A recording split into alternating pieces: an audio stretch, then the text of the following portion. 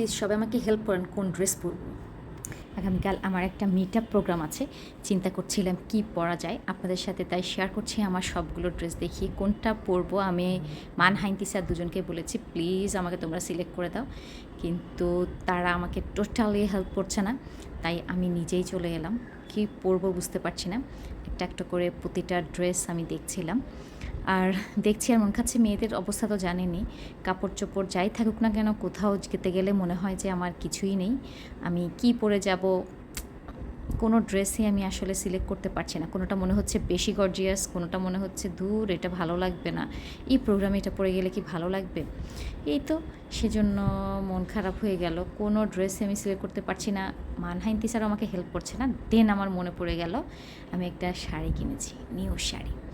কালকে meet up প্রোগ্রামে শাড়ি পরে গেলে কেমন হয় চিন্তা করতে করতে তখন মনে হলো দূর, আমি শাড়ি পরে যাব, এটা কি বিয়ে বাড়ি যে আমি শাড়ি পরে যাব।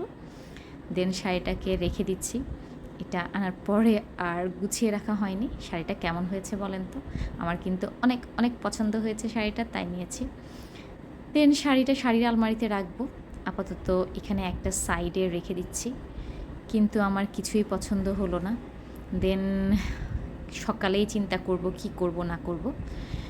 আলমারি বন্ধ করে মন খারাপ করে চলে যাচ্ছি।